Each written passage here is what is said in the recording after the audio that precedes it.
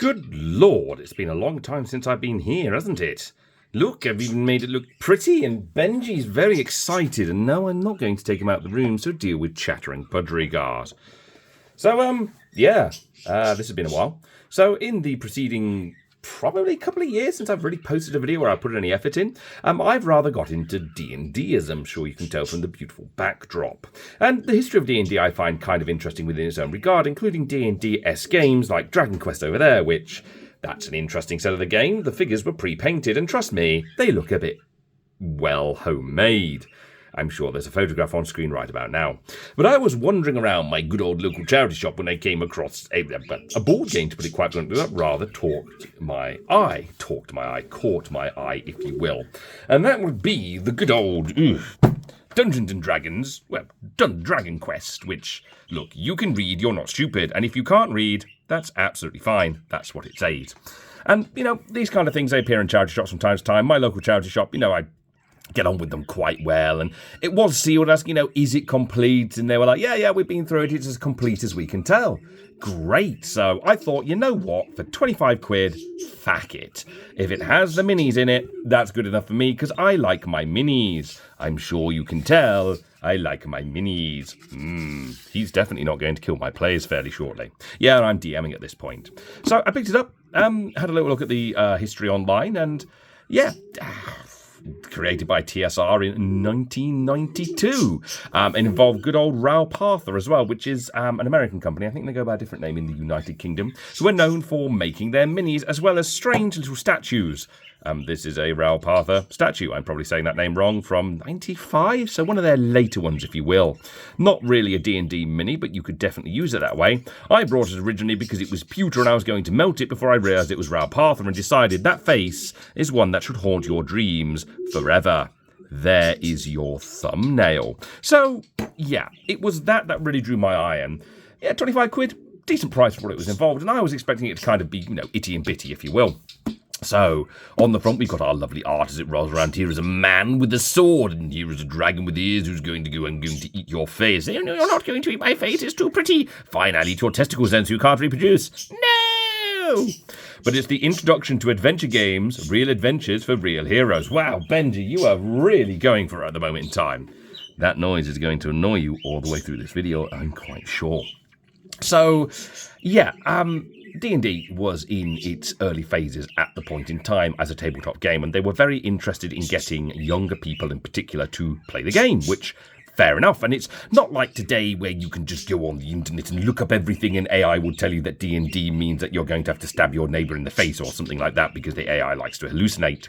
So this kind of thing was really, really common. As said, although that wasn't necessarily D&D related, Dungeon Quest, same sort of thing, other bits and pieces knocking around. So, yeah, it's pretty standard. I can't really get the whole thing on because of the way it's set up, but it's only got the label at the top, Dungeon Quest, again, Introduction, Volume 110. No idea what that means.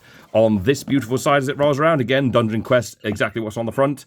1992 TSR, all rights included. And then on the back, look, here is the target audience. It would be Mr. Cool with his nerdy friend and token girl as well, because, yes, girls can play D&D, and they should, because D&D is awesome. I don't care what's in between your legs, as long as you know how to play the game. And if you don't, we'll teach you. The world of Dragon Quest game is full of evil dragons, mysterious dungeons, conservative politicians, horrible monsters, and fatal traps, as well as valuable treasures. You and up to 5 of your friends can roleplay fierce warriors, magical wizards, even elves and dwarves. Small people. Step by step, the danger and suspense increases as your party experiences one adventure after another, especially when you make up new adventures on the go. Yep, it included pre-made adventures, but very much kind of push for you to create your own, which, hey, that's what D&D is. I mean, again, all these books in the background, they're useful, but I just use it to make my own shit up in my own campaign. It's great fun. I'm going to kill them all tomorrow. So, it contains 180 full-colour cards with magic, monsters, traps, and treasures, 2 game books, a 32-page rulebook, and a 24 adventure book, complete set of 7 adventure dice, 6 plastic hero figures, brilliantly illustrated folding game board, dozens of full-colour stand-up counters for heroes, monsters, and doors, plus a special free Dragon Quest t-shirt offer. I don't think that's valid anymore, but maybe I'll go for it. you do have to be at least 10 times old to play. And this edition is the one that really drew my attention, because if we didn't include this, I wouldn't have gone for it. But the 6 metallic heroes in there. Again, metal minis. I like my metal minis. And they come in various flavours. Here is a dead horse dude from Grenada, which was another company at the time producing them. Fun fact, this is the first mini I used to wash on, and it actually came out surprisingly well. He has seen shit, and he's going to stab you. Talking about stabbing, this one got me banned from Twitter for a week, because I mentioned that he had been stabbed, and Twitter decided that it was me encouraging and threatening violence, so I got a week ban. Joke's on you, Twitter's a shithole, and you couldn't pay me to go back there at this point.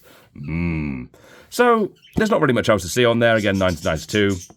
Church End, there's not much as it rolls on. And I went to a local park because I was going on like a 10-mile walk, so I actually physically brought a backpack to carry this around with me because it's quite a chunky box.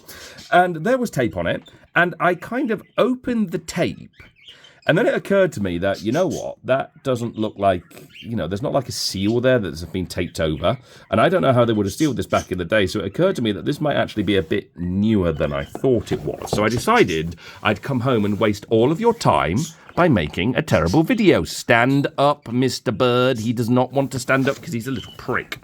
So it is open. I haven't really looked inside. I took one look inside and went, oh, okay, and shut it up again. So, look, we're 6.5 minutes in and Benji still has not shut up. He's not going to shut up. Let's just crack on with it.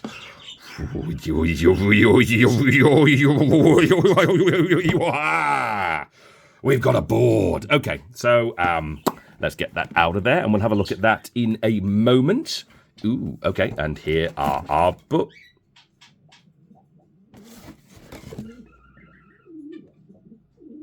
All right, I'll come back to that in a second.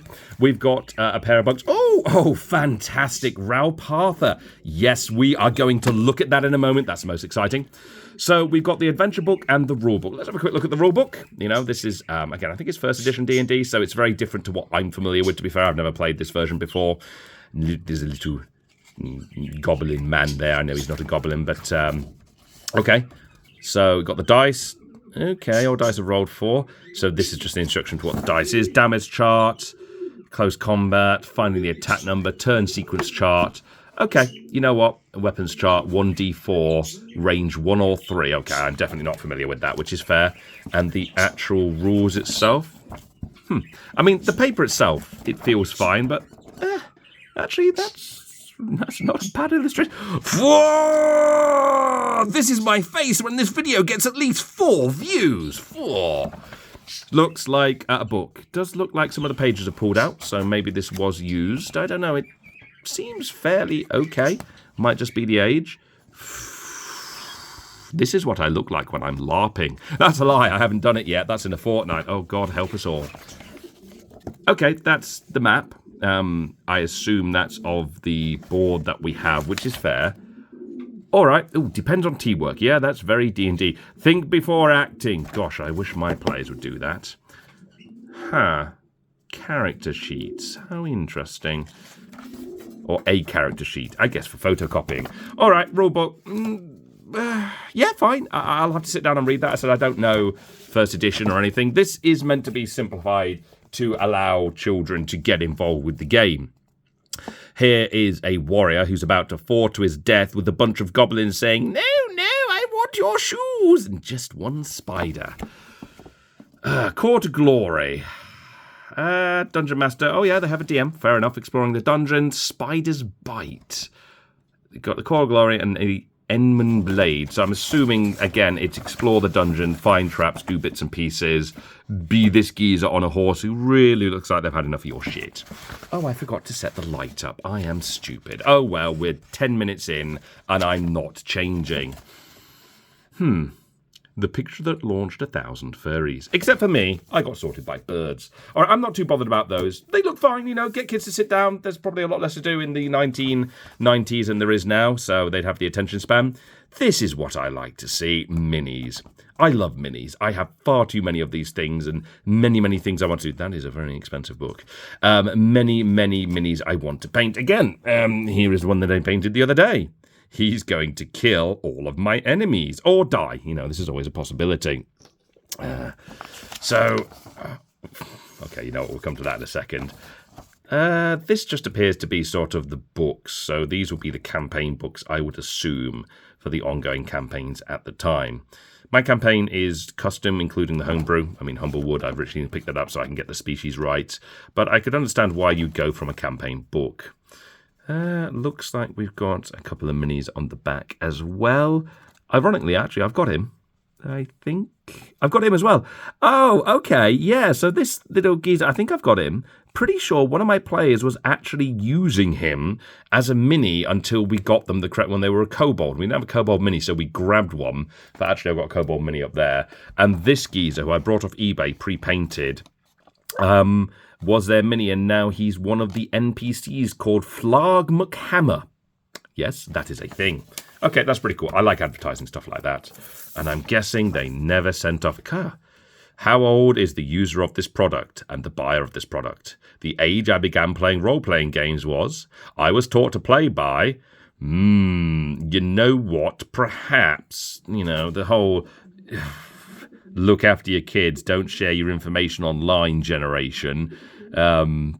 Yeah, don't share your information on random customer response cards that you stick in the post. Geneva, huh? I wonder if they're still there. I might look that up. I'm not going to look that up. It's not even free post. Cheap, cheap people. So, okay, let's get into the meat and bones of the box, because this top bit kind of drew me off, because I'm aware that a lot of the tokens are folded paper, and I was expecting them to be pre-done, but I'm assuming that's what these are. You can see the perforations as it rolls around where they're supposed to go into each other. So if I just kind of... This isn't used, is it? Nobody's ever played this. Wasn't expecting that. But there is a griffin there. And as we know, griffins are the best monsters, period. I mean, there's one over there who looks very, very sickly.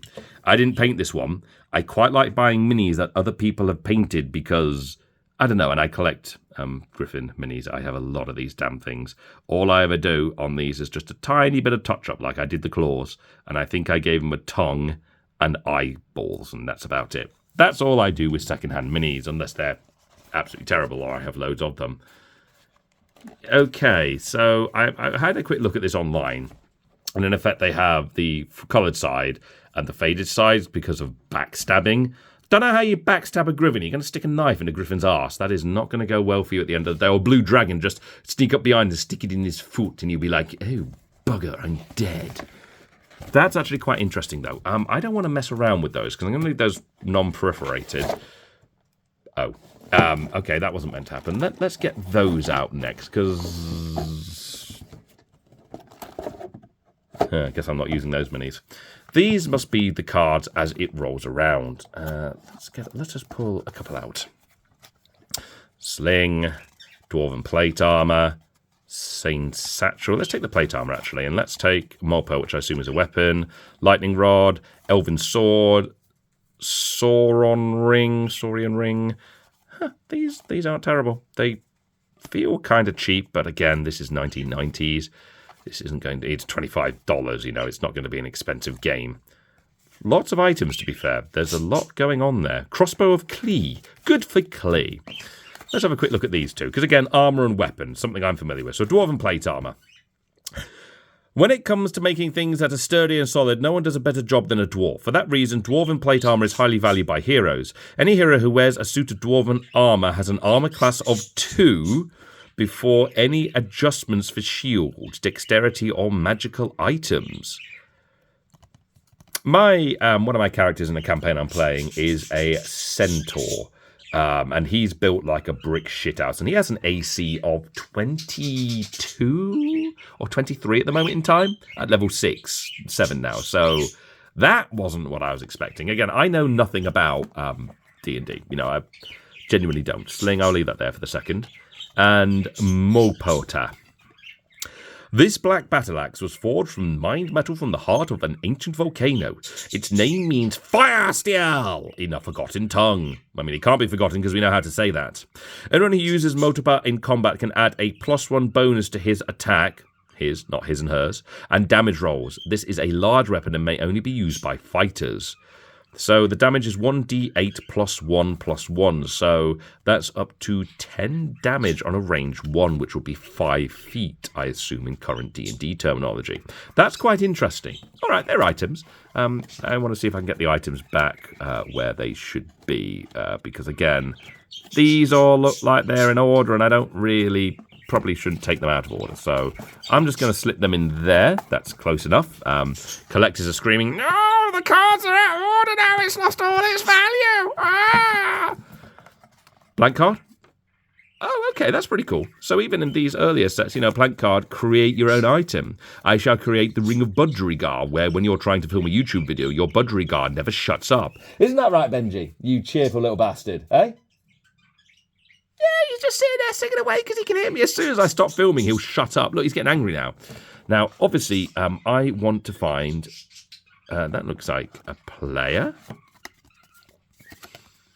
Yeah, this is first level neutral halfling. Strength, intellect, wisdom, dexterity, constitution, charisma. Armor facey 4, hit point 6, fighting 19, 4 spaces. Can hide. And again, this is simplified D&D, so there's a lot less to it. Can... hide by making an ability check on dexterity and gain a +1 to attack and damage rolls using sling. Oh yeah, sling's an item we pulled out. Leather armor, dagger, short sword, sling, satchel. Known simply as Dog to his friends. Penrose spends most of his time looking for treasure and hiding from danger. He loves gold and wealth, but he hates the thought of getting hurt. Ooh, he's like a Conservative MP. He often vanishes from sight just as the fighting begins. Yeah, that is very much a Conservative MP. Okay, I'm going to stop doing the political jabs right now because I can't be bothered. Oh, okay, looks like there's quite a lot of characters, actually. Let's pull them all out. These must be for the creations of your own characters and items. So we got Donger and Penrose, Orin, Andreas van der Slyken, look at him, Conan the Barbarian arsehole, Glorin, I am Jesus and I have come to kill a dragon and steal its gold. Very good. Mikhail, we don't know what he looks like, so that's fine. Hornus, Dasminus, he's a man, he looks very sad. Maybe that there is that Mikhail at the back? I think it is. Mystery solved. Phoenix, good for you. He's a dwarf, he's fighting something. Oh, It's you lot if you've reached this point in the video. Like and comment and tell me if you look like this at this point of the video. You probably do. And Conlan. Man! It is man! Fair enough. These are some traps. Let's see if we can find some... they're the players. Okay, that's pretty cool. Let's see if... oh gosh, okay. Let's take them all out. That'll be easier. Enemies appear to be at the back. So we got the shadow. Let's... oh, boy. Okay, yeah, we've got to pull him out. Of course, we're going to pull him out. I hope these aren't in any kind of order. That's a lot of enemies. Whew. I could see us playing this. I mean, you could just play this in general. Dragon, armored golem, were-rat. Yeah, these aren't in any. There we go. That's the one I was looking for. Griffin. Because, of course, I'm looking for the griffin. Right, lizard man, fire giant, giant scorpion, white dragon, blue eyes. He's going to win a game. Yes. Skeleton. I do like skeleton minis. I do like undead. A knoll. Okay. Smilodon. Goblin. Hello, I've come to comment on a YouTube video. Yeah, that's what they sound like. Orcs, shadows. Okay, this all looks pretty good. I can't fault this. Let's have a look at these two enemies because they are two of my favourite things in D&D. I wonder if they have a hippogriff, actually. I'm not going to go through looking. I do own somewhere, I don't know where I put it, but somewhere I actually have the advanced D&D card in relation to griffins because I wanted it, and I do have a one-shot design for one-not that you would buy previously from a campaign book in a box over there somewhere. So start with the owlbear. Yeah, that looks like an owlbear. Fighting 15, 2 claws, 1 bite, 1d8, 1d8, 1d8, oh boy. 5 armor class, 25 hit points, neutral, 4 spaces. Owlbears are very strange monsters. Pretty sure they were created by wizards. Anyway, that were created by an ancient wizard. There you go, long ago. They look just like what their name says, although a mixture of owl and bear, even though they are not very evil creatures. Owlbears are very bold and they hunt all day long to satisfy their great hunger. If an owlbear hits a hero with both its claws in one attack, it will then pull the hero into a mighty bear hug. Oh, that causes 2d8 more damage. Bloody hell. So if you get 2 attacks with claws, that's up to 16 damage, and then potentially you get another, so you could do up to 32 points of damage on the worst roll with that, which... yeah, that seems pretty bad. What about griffins? 1d4, 1d4, 2d8, 35. So more HP, less fighting, 3 attacks, 4 spaces, neutral. Griffins have the heads, wings, and front legs of an eagle, but they have the bodies and tails of lions. They love the taste of horse meat. Yeah, a one-shot I did, a bunch of griffins were hunting down trained hippogriffs from a local farmer, and hence he wanted the griffins killed. They summoned a demigod. The players killed it. That was fun. And they can smell horses from miles and miles away. If they see heroes with horses, they will attack, clawing with their equal talent and then biting. If caught at a very early age and trained, a griffin can be ridden by a hero. Griffins usually live in rocky regions near open plains where there are plenty of horses for them to hunt. They really do focus on those horses. Yeah, no, that seems like the basic information, you know. I could see the DM having the cards that they needed right here, so you're fighting the griffin. There's the information you need right there to run with. This seems really good. Like, I like this. They still make these sorts of cards for D&D now with items and enemies and stuff. So this is just the early version. I really like this. This is good, you know. If I was learning to play D&D back in the day, which I wasn't because when this came out, I was a snotty 4-year-old who didn't know my arse from my elbows, and trust me, I still don't know. This would have been really really good. Now, I said it's not... oh, hang on, is that a spell? Hang on. Fireball. Yeah. Type wizard, elf, 6 spaces. Yeah, this is whatnot. 6 spaces. Fireball spell. Transportation will explode. Anyone in a space where the fireball explodes or in space next to it will take 2d6. So, yeah, all right, that's a 50. It's a 10, 15-foot radius. 2d6 points of damage. Yeah, so fireball has always been a fuck you spell to players. Yeah, one of my other half, when we were playing D&D, cast a fireball that hit another player, and he had a fear of fire, so his next 3 turns were just spent insulting him in Dwarven. Dice, these are sealed. Yeah, that's not a zip bag. That is completely sealed. This has not been played. I'm not going to get them out. I'm going to leave them in the Ziploc, but they do feel like a pretty normal set of dice, just the one to go around everybody. They feel fine. You know, they feel like dice. And the plastic figures are the same. They are sealed away. And again, I'm not going to open them. I don't see any point in opening them. But let me get to the bit that I actually want for the game. Because originally when I brought this just for these. You know, I was kind of in a way hoping that these had been opened. Because I just take them, paint them, use them. And, you know, keep them in the set. But if we needed specific minis, it's always good to have. But as you can see, they are sealed. And actually, although I'm not going to get them out. Because I'm not going to. Let me find, here we go, him. So this geezer with the axe right about here. So you can see him, not great quality, and we can see him there as well as the mini. So it's the same figure.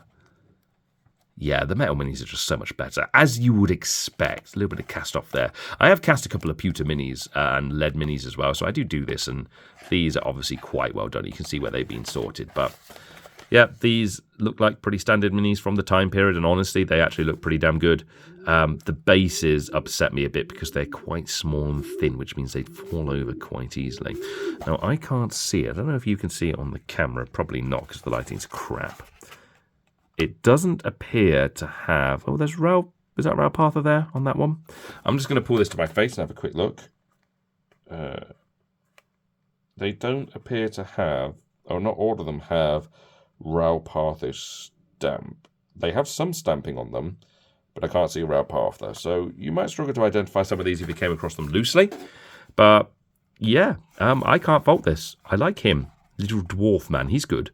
He looks like he's like, you're sleeping with my wife, I'm going to stab you. He's like, I'm trying to cut the grass, go away. And he's like, let me out of this box and I'll show you a good time.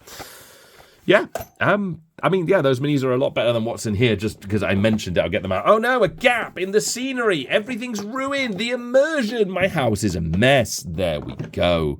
Oh gosh. Yeah, well, you can tell this bit was unplanned. This one was very, very used, which is fair enough. And actually, this cost twice as much. This was 50 odd quid.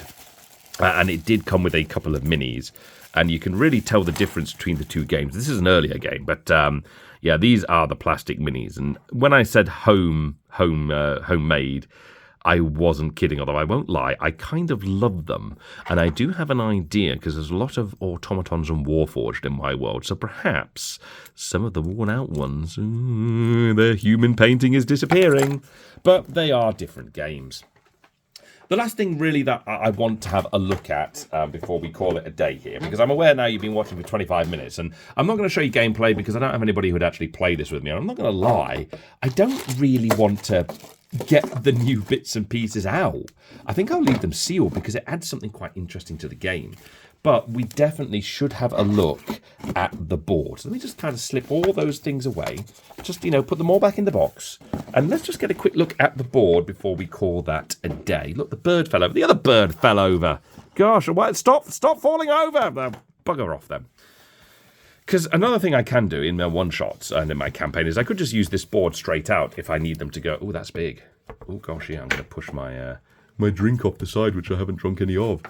Yeah, that is a big board. I could most certainly use that in a campaign setting. Because bear in mind, this is only half the board. Yeah, that's a lot of... Huh. Okay, hang on, I'm doing this off camera. Very professional. Look at me. I'm a YouTuber with nearly 3,000 subscribers. Yeah, no, I can't get this in the frame, but you get the gist. I mean, if I put it back here, spaces, so obviously you're moving your one spaces. You could use tokens for doors, which is what the rules, I assume, would tell you to do one way or the other. It looks like it's got the sequence chart on the... Yeah, it's got the turn sequence chart on the side, so players know what they're doing. That's sort of down here. There you go. So, make a wandering monster check, 1d6. Allow the heroes to explore.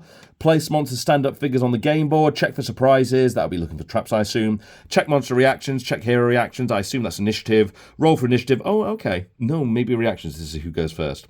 Roll for initiative. All players, including the DM, roll 1d20. Combat begins. Allow the heroes to regroup. Continue the adventure.